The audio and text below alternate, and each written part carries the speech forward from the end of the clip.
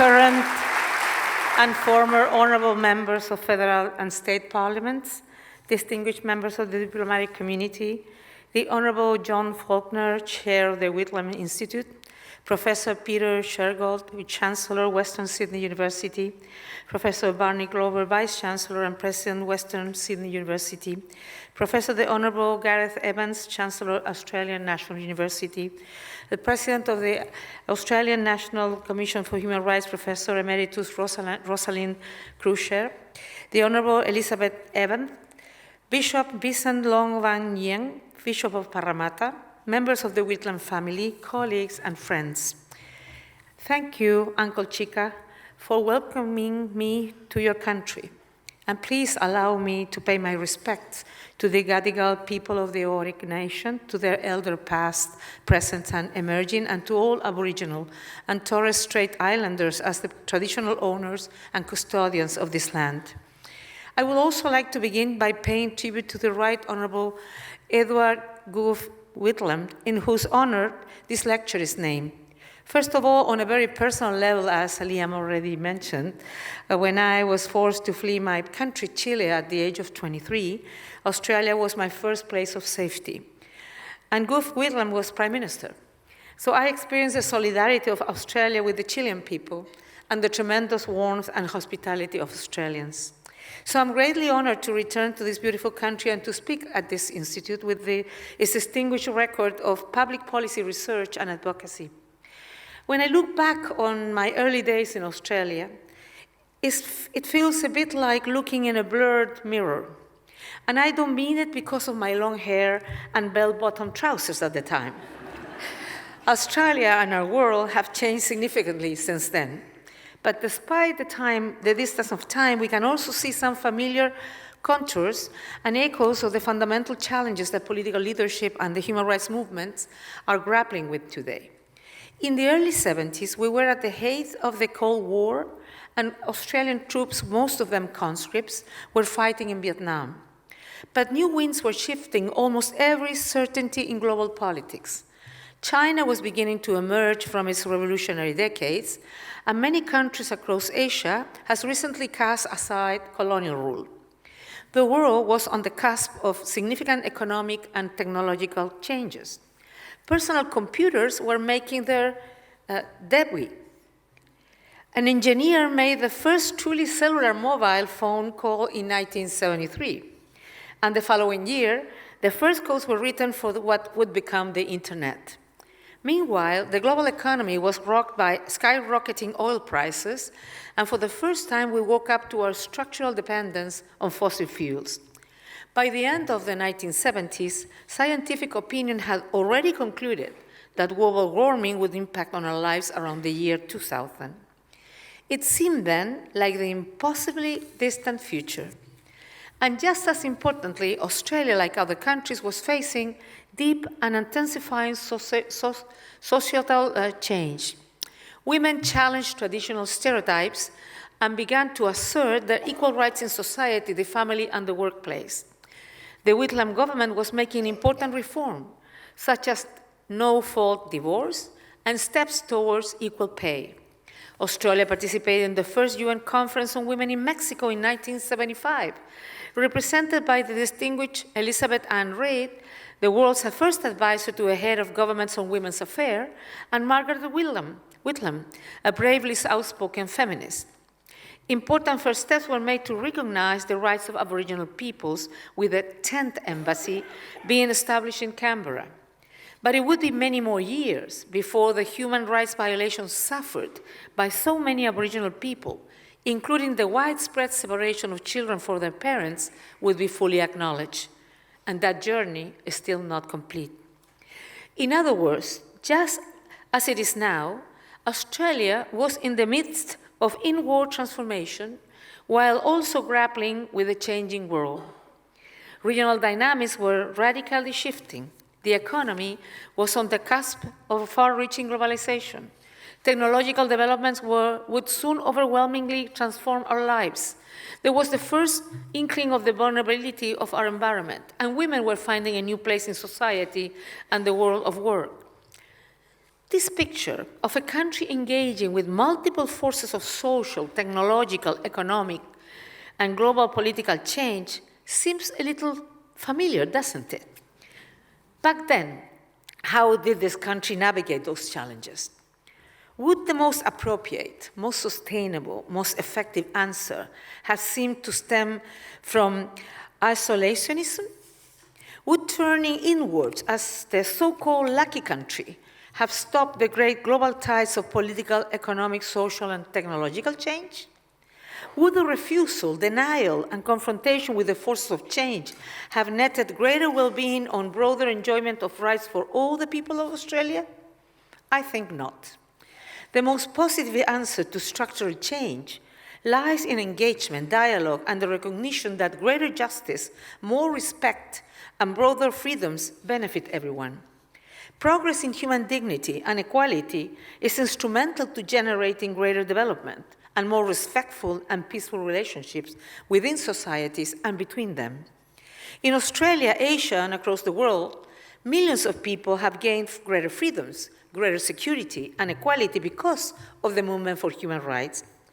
Conditions of profound economic misery and exploitation have been challenged under the guidance and with the force of human rights laws and treaties. In many parts of the world, including my own, dictatorships have been overturned and replaced by a participative system of governance that seek to serve their people. The perpetrators of human rights violations, including genocide, have been prosecuted by international and national tribunals, a fact essential to deterring future human rights violations. On women's rights, the rights of indigenous people and ethnic, religious, racial, and caste minorities, the rights of people with disabilities, of workers and employees, people who are LGBTI, the rights of the child, the right to health, to education, to decent housing and social services. In all these areas and many others, enormous progress has been made. Human rights are neither left nor right. They enlarge freedom for all. Human rights build resilience, greater social harmony, and the broadest possible progress. They acknowledge complexity and seek to reestablish fundamental decencies, principles that are common to all of us. I think Whitlam clearly grasped this. As Justice Michael Kirby has observed, and we miss him tonight, Whitlam was a true internationalist, one who led a sustained and strong engagement by Australia with its region and the world. He also saw the transformative power of international law to drive domestic law and policy reforms using the treaty power written into the Constitution. It is interesting to note that Fred Whitlam, Gough's father, participated in drafting the Universal Declaration of Human Rights. And of course, it was Australian Foreign Minister Doc Evatt, who was President of the UN General Assembly, oversaw the adoption of the Universal Declaration. And somebody was telling me today, I think it was Professor Croucher, that at that time, in all schools in Australia, every children received a copy of the Universal Declaration of Human Rights. So you see that there is a foundational human rights text is steeped in Australian values, as well as the values of many other regions of the world. The Whitlam government ratified 15 international human rights treaties in the space of 3 years, most notably the Convention on the Elimination of All Forms of Racial Discrimination, which became the basis for the landmark Racial Discrimination Act of 1975. Australia signed the two great human rights instruments, the International Covenant on Civil and Political Rights and the International Covenant on Economic, Social, and Cultural Rights within 6 days of his election. Later, Australia ratified other treaties and protocols on women's rights, refugees, and statelessness. It joined 9 international labor organization conventions on freedom of association and employment, the minimum wage, and workplace discrimination, and these have shaped Australia's labor market to this day. Ratifying treaties leaves a lasting legacy. They're not something imposed from outside, but are freely accepted by sovereign countries. They provide strong leverage for reform and secure the gains that are made for the long term. They also give focus, legitimacy, and strength to the vital work of civil society groups. And they provide a navigational compass, a guide for managing the storms and sudden shifts of global change. By committing Australia to the framework of international human rights law, Whitlam was effectively building a human rights charter for Australia, something which is currently lacking in its constitution. The treaties Australia has ratified have become the basis for a patchwork of human rights laws prohibiting discrimination in different domains. But this has left gaps and a framing of rights as negative prohibitions rather than in positive terms. I am convinced that Australians would benefit greatly from a comprehensive Human Rights Act that would provide an overarching framework for the development of laws and policies and a source of remedy when government is in a breach of human rights.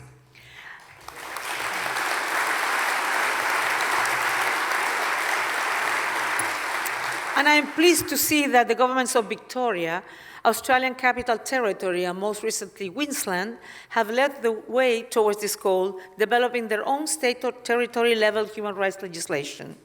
I commend and encourage the various public conversations that are underway and hope they will converge with the wisdom expressed by Indigenous Australians towards a new and modern vision for human rights in Australia. So now let's look outwards at the world today. I would like to reflect tonight on a few areas of rapid and challenging changes where human rights laws and principles could certainly help to guide policymakers to the best solutions. The first may not be a new trend, but is a resurgent one. Nationalism is on the rise in many societies, accompanied by a revival of outspoken racism, discrimination, and xenophobia. And this is a very corrosive force, splintering social harmony, dividing society, and spurring conflict. It is particularly striking to note how much hostility against migrants is whipped up in online spaces and in the media, where hate flourishes, and how rapidly this attitude can become part of the public discourse. From there, they may go on to distort public policy with even more dangerous and disturbing consequences. I have a number of serious concerns about migration and asylum policies in this country, including the so-called offshore processing regime and prolonged mandatory detention of refugees and asylum seekers. But tonight, I want to focus on my concerns about the public narrative in Australia surrounding migration and asylum, which I fear has become weaponized by misinformation and discriminatory and even racist attitudes, including with respect to Islam. Targeting migrants as convenient scapegoats for a range of society's troubles is a practice that is certainly not limited to Australia. Around the world, we see some politicians and would-be opinion leaders who are only too eager to demonize some of society's most vulnerable and marginalized people for political gain. Although no state is obliged to accept every person who arrives at its border, all human beings are bound by the imperative of compassion and by the recognition of our common humanity. Desperate human beings seeking safety and dignity are victims, not criminals. They are people just like us, tired and in need. And they are moving, many of them, because they have no other choice. The Global Compact for Migration, adopted by an overwhelming consensus of member states in 2018, reminds us that the human rights of all migrants must be, and I quote, respected, protected, and fulfilled at all times, end of quote. It seems to me very unfortunate that Australia, a country of migrants, have opted out of this important global discussion to find cooperative solutions. If we refuse dialogue, inclusion, respect, and justice, we are enabling injustice, cruelty, grievance, and tensions that may fuel greater conflicts. Society which have deep roots in the principles of fairness, freedom, and equality may assume this precious principle will live on forever, but they can be suffocated by indifference or by despair. If people's demands for participation and rights are not met with responsive and responsible policies which uphold respect for every member of society, many people may sink back into dissatisfaction, convinced that self-serving elites do not have the people's interest at heart. They will disengage. As you might know, a 2018 survey by the Pew Research Center 27 countries found that more than half of respondents were dissatisfied with how democracy was working. In 12 of these countries, negative views of democracy outpaced positive by more than 10%. This dissolution gives space and encouragement to the isolationists, those who sow divisions and stoke resentment in order to exploit and profit from hatred. We will not solve our problems in isolation. In my service as head of state and head of government, I learned many things. One was very simple. There was rarely a serious gap between the interest of humanity and the national interest of my country. If a policy seems in the short term to advance a narrow interest, but hurts the future of humanity, that policy is surely counterproductive. We sometimes hear human rights being dismissed as supposedly globalist as opposed to the patriotic interest of a sovereign government. But how can any state's interest be advanced by policies that damage the well-being of all humanity? To be sustainable and effective, solutions to complex global issues like climate change, migration, epidemics, transboundary conflict must be cooperative, and they must uphold human rights. The right to equal protection of the law, the right to life, liberty and security of the person, the right to education, to healthcare, food, shelter, and social security, the right to be free from any form of discrimination, the right to freedom of expression and the right to privacy, the right to freedom of thought, conscience, and religion, the right to due process and fair trial, the right to be free from torture and from unlawful or arbitrary arrest or detention.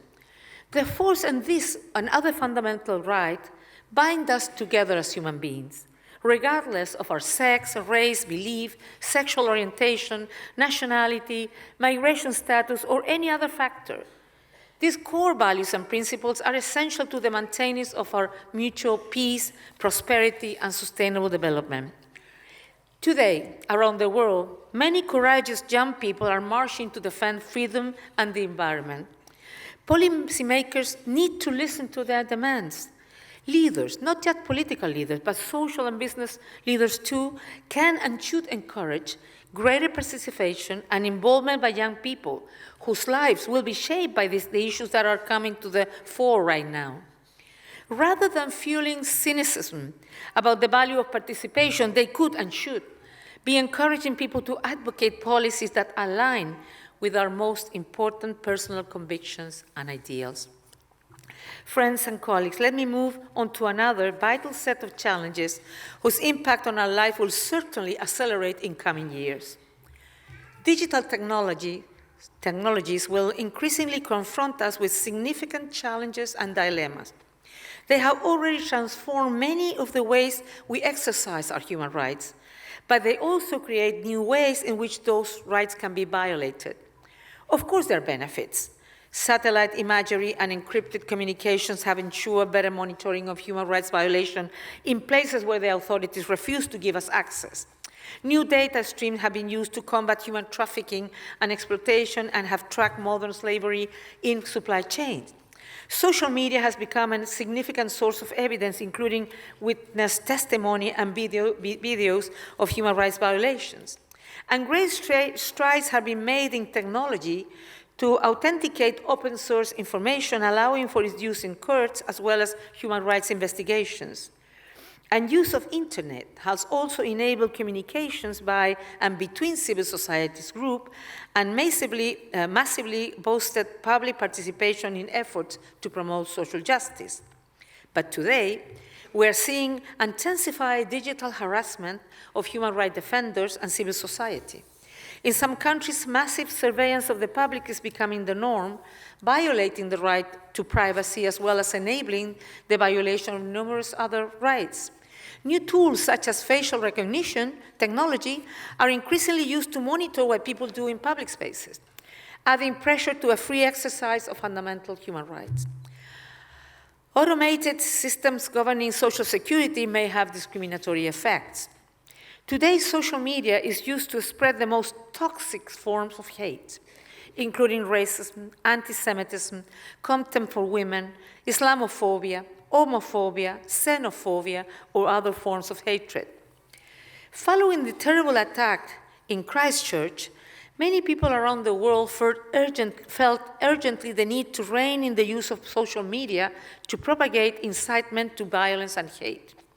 When looking to find ways to overcome the challenges in a growing digital communication space, regulation of harmful acts is important. However, we must keep in mind that any regulation which change how internet platforms operate and what they display will affect billions of people. It affects how they connect, what they see, how they can be heard. In short, it affects their rights, and in particular, the right to speak, associate, and assemble freely. Ill-considered regulation risks removing the space for many forms of legitimate expression. To be effective in countering incitement to violence and hatred, I encourage building policies on the basis of the international human rights framework.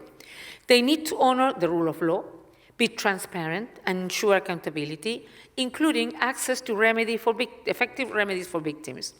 Too often we see efforts that give companies or the executive branch of states poorly checked powers to control content online. And let me touch here on a relevant current debate in this country. Following the dismissal of a prominent rugby player from the national team after he made anti-gay social media posts quoting Bible verses. This brought to the fore concerns about the relationship between freedom of religion belief and freedom of expression, and led to proposals for new laws to protect against discrimination on religious grounds. Human rights principles help to provide the answers to questions such as this. While we defend religious freedom, we must also be mindful of arguments that instrumentalize religion to impose restrictions on the enjoyment of rights by specific groups or individuals, or to undermine reforms towards greater equality and justice. This is notably the case concerning the human rights of gay, lesbian, transsexual, and intersex people, and women's access to sexual and reproductive health and rights. Both freedom of religious belief and freedom of expression are enshrined in the Universal Declaration of Human Rights and International Covenant on Civil and Political Rights. They are essential, but under certain circumstances, their manifestation may be restricted, for example, if necessary to protect the fundamental rights and freedom of others. So while freedom of religion should be protected, this should also not undermine the protection of other rights, such as freedom of expression, or the prohibition of discrimination on other grounds, such as sexual orientation. Our faithful rights framework includes commitment by many faith leaders to revisit religious interpretations that appear to perpetuate gender inequality and harmful stereotypes, or even condone gender-based violence. The Rabat Plan of Action on the prohibition of advocacy of national, racial, or religious hatred that constitute incitement to discrimination, hostility, or violence is a key instrument distinguishing those forms of expression that should be defined as incitement to hatred and thus prohibited. It defines 6 thresholds for messages which may require action, and this is too extremely relevant to hate messages on social media. The thresholds include context, the speaker's standing, intent to advocate or incite, scope or extent, and imminence. My point is that the guidance from international human rights bodies are key navigational aids that lawmakers and courts in dealing with these issues at the time we face uncertainty and potential threats. In more ways than one, digital issues are among the very complex problems that no state and no company can solve on its own. Rather, we need broad public debate and the continuous collaborative engagement of many government, businesses, developers, civil society activists, and affected groups. The Christchurch call process is bringing together the most experienced organizations working in this field, and this collaborative, dialogue-based approach will certainly be a good way forward. Human rights institutions have built up a tremendous body of experience to help governments ensure that the private sector acts responsibly in upholding rights and in providing redress for wrongs caused by their products or services. The UN Guiding Principles on Business and Human Rights provide an authoritative authoritative global standard for addressing the human rights impact of business activity. Various forms of guidance have already been developed for specific sectors, and new tools will be needed for other fields, from the health sector to finance, manufacturers of robots, autonomous cars, and other artificial intelligence sectors. Friends and colleagues, the transformation of digital technology will extend into every sphere, from medicine to warfare, policing, schools, the world of work, and virtually all forms of human activity. But there's another threat to human rights that is even more vast: climate change. It is already massively affecting many Pacific communities, undoing important development gains and threatening to make individuals and communities even more vulnerable or force them to leave their homes. Much more is just to come. Small island states have very few options to devise and implement solutions to a problem they did not generate, and which in several cases threatens their physical existence.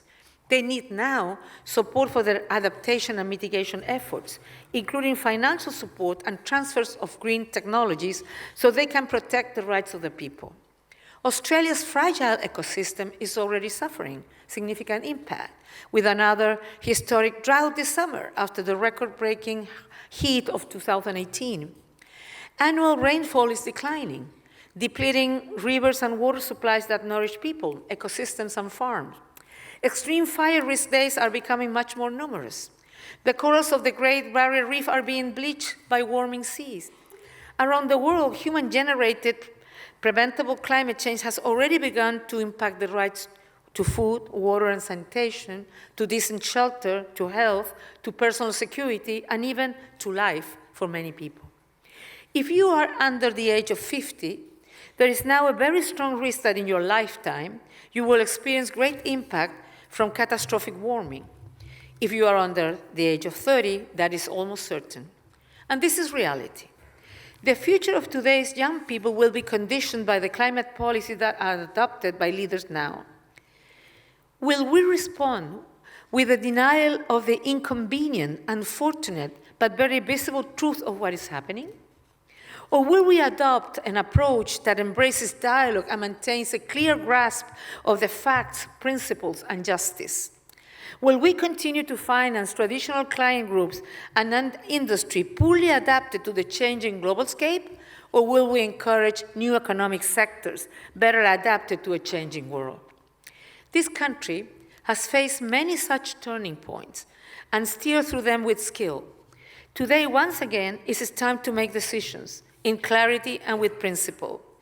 The world needs Australia's participation, just as Australia, in this context of global climate change, very badly needs the global community to take action. And in this respect, we need to count on the participation of Indigenous people, whose stewardship of natural resources over the course of millennia may yield vital lessons for our survival today. There is still time to act. There is time to come together and build hope. We know how to build a path to solutions, to greater social peace, and to more sustainable economies. We build that path with justice and respect. We build equality. Every individual must be clear in the knowledge that regardless of sex, race, ethnicity, opinion, belief, caste, class, migrant status, sexual orientation, disability, her equal rights are fully acknowledged and respected. This is how social cohesion grows stronger, in dignity and through participation. We build trust through governance that is transparent, participative, and accountable. We set up measures that uphold the effective enjoyment of fundamental economic and social rights, such as the equal right to education, to access quality health care, and to fundamental social protection. We uphold freedoms of expression, association, and belief, together with strong and independent media, in order that people be fully informed and feel free to contribute in decision-making without fear. We ensure respect for the identity, traditions, and rights of Indigenous people and minorities. We help to safeguard societies against people who propagate hatred and incite violence, almost always against society's most powerless members, and frequently for political benefit. Political leaders can do a lot to effectively counter the incitement to hatred by speaking out firmly and promptly against hate speech.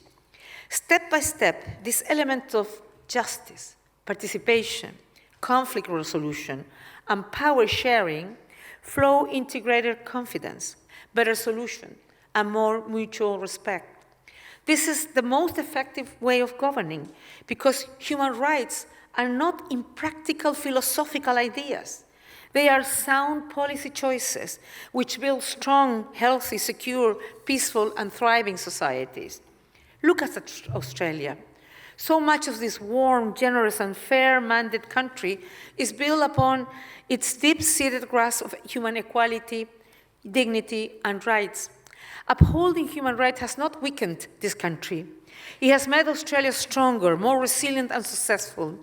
Internationally, it has brought global respect and an important regional and international role. Australia is a good global citizen.